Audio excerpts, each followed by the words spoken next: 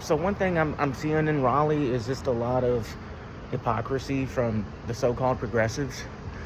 And I'm basically being outright told to my face that culture war, social justice issues are far more important and far more significant than issues that impact people economically, especially the poor and the working class.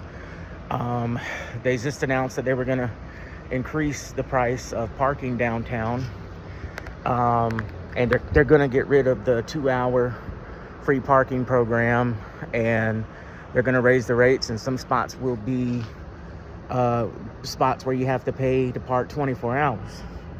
So essentially they're telling people that if you don't have money, we don't want you down here.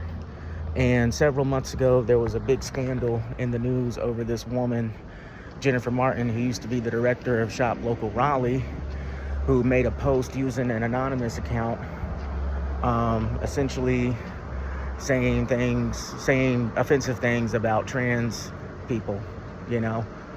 And it was an anonymous account, and this other woman outed her, and it felt like there was a virtual lynch mob against this woman for having an opinion about trans people.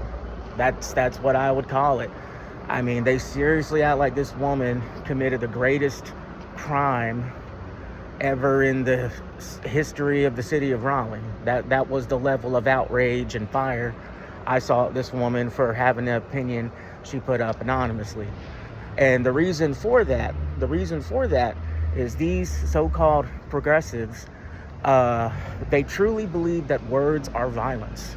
They truly believe that. They are more offended by words on the internet than at the fact that there's a shooting on Glenwood Avenue every weekend and people are getting killed. They're more offended by words. And these are the so-called do-gooders who think they're Martin Luther King or John Brown or Rosa Parks or whoever. These are the so-called do-gooders who don't care about real issues.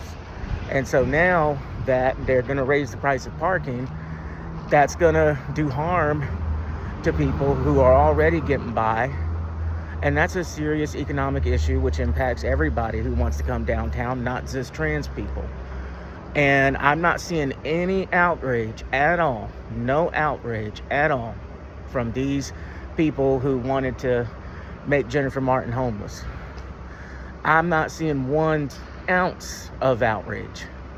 And I know this sounds unethical as a citizen journalist, but I'm walking by the LGBT center right now, and they made the news because their director, Shop Local Raleigh, invited them to like a discussion because they were trying to apologize for the offensive remark. And the LGBT center said, no, we're not going to sit down and talk with you about what she said because that post does harm to their community or whatever. But I'm right in front of the LGBT center, and they use paid parking too. They use paid parking too. These are spots that people have to pay for. So their employees are probably going to be impacted by this. And where's the outrage? Where's the concern? You know? I think it's hypocritical. I think it's hypocritical for the city of Raleigh to say that words on the internet do more inconvenience to people than charging more for parking, which sends a message. Again, it just sends a message that they don't want you here. And my mother has dementia. She's lived here her whole life. I don't feel comfortable taking my mother downtown due to the crime, panhandling. You know, people have a right to feel safe in their city. People have a right to feel safe in their city, and words are not violence. They're not. So, yeah, and they're like, and the news story was saying if you have concerns about it, you can email city council about it. But they're not going to listen to us. They've made that clear. And it's just so, I think the business community and these so-called business community here, it's mostly progressive white women who have nothing better to do than be mad at Facebook posts. They don't have real issues. They're not poor. You know, they don't have to worry about their lights getting cut off. They're not really struggling.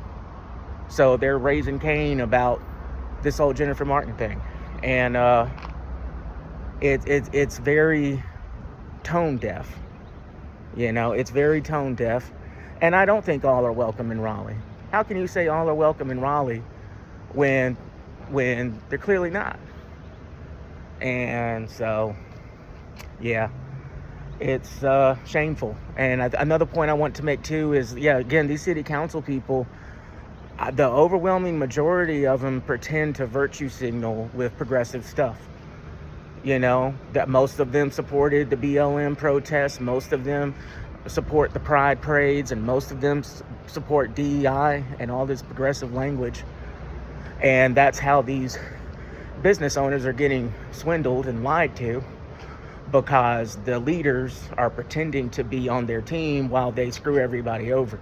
So that's why they're not going to complain about this. So, yeah, but that's the city we live in, and nobody cares about real issues. And it's just crazy. So yeah, that's just me getting my story out there. So yeah, y'all have a good day.